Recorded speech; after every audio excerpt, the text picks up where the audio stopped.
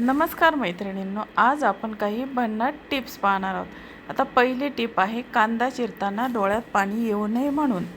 आता कांदा 10 मिनिटे फ्रीजमध्ये ठेवा किंवा चिरताना तोंडात थोडंसं पाणी घ्या, त्यामुळे डोळ्यात पाणी येणार नाही। डोळ्यामध्ये बिलकुलही पाणी येणार नाही। ही होती माझी पहिली टिप। आता आपण बघूया दुसरी टिप। दुसरी टिप म्हणजे लसणाची साल चुटक्यास निघण्यासाठी। आता लसणाच्या पाकळ्या बरणी घ्या आणि झाकण लावा आणि काही सेकंद बरणी जोरजोरात हलवा, त्यामुळे साल लगेच निघून जाईल। आता आपण बघूया तिसरी टिप। तिसरी टिप आहे दूध उकळताना सांडणार नाही। आता भांड्याच्या कडेला थोडेसे तूप लावा किंवा लाकडी चमचा भांड्यावर ठेवून उकळा, दूध बिलकुलही सांडणार नाही। आता ही होती माझी तिसरी टिप। आता आपण बघूया चौथी टिप। आता चौथी टिप आहे की भात हा मोकळा व खिल्लेदार होईल।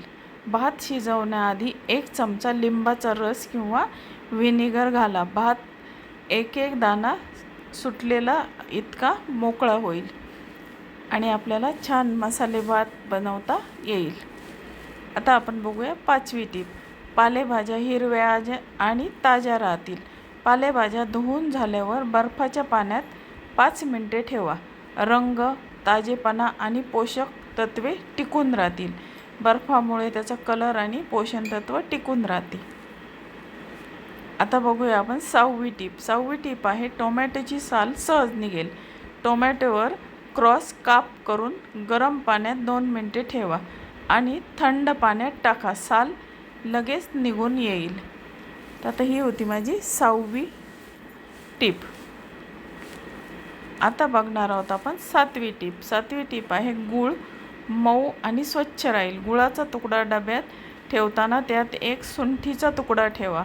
गूळ मऊ राहील आणि कीटकही लागणार नाहीत। सुंठीमुळं गुळाला मऊसरपणा राहतो। आता ही आपली 7वी टिप होती।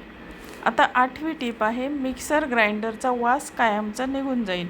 मिक्सरमध्ये लिंबाचे तुकडे आणि मीठ घालून फिरवा, वास नाहीसा होईल आणि मिक्सर चमकदार होईल। तर ही बघितली आपण 8वी आणि ही खूप महत्त्वाची अशी टिप। आता आपण बघूया 9वी टिप। 9वी टिप आहे पोळी मऊ आणि लवचिक राहील। पीठ मळताना थोडं दूध किंवा दही घाला। पोळी मऊ आणि लवचिक आणि जास्त वेळ मऊ राहील। अशा पद्धतीने पोळ्या केल्या तर अगदी मऊसर अशा पोळ्या राहतील। आता आपण बघूया 10वी टिप। 10वी टिप आहे शेंगादाण्याची साल चुटक्यास निघेल। शेंगादाणे कोमट करून हाताने चोळा किंवा कपड्यात घालून ओट्यावर ते घासा, त्याच्यामुळे साल लगेच निघेल। आता बघूया आपण 11वी टिप।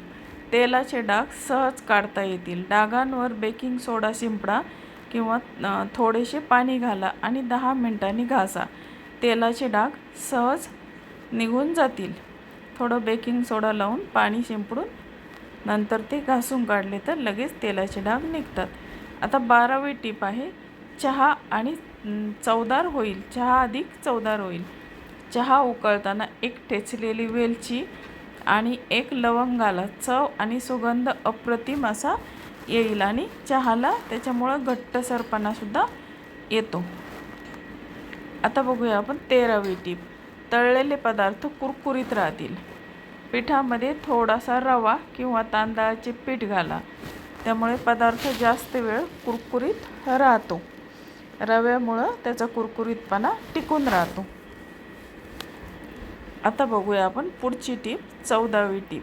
लोखंडी कढई गंजणार नाही।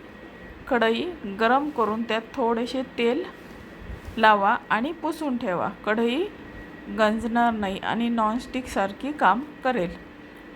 गरम करून तेल लावायचं आणि ती तेल पुसून तशीच ठेवून द्यायची। आता बघूया 15वी टिप। साखर गुठळ्या होणार नाही। साखरेच्या डब्यात 1 तुकडा ब्रेडचा ठेवा, साखर मोकळी राहील आणि गुठळ्या होणार नाही। ही होती आपली 15वी टिप।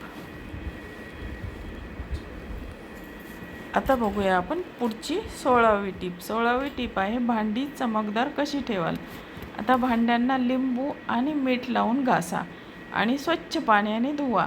भांडी नव्यासारखी चमकतील.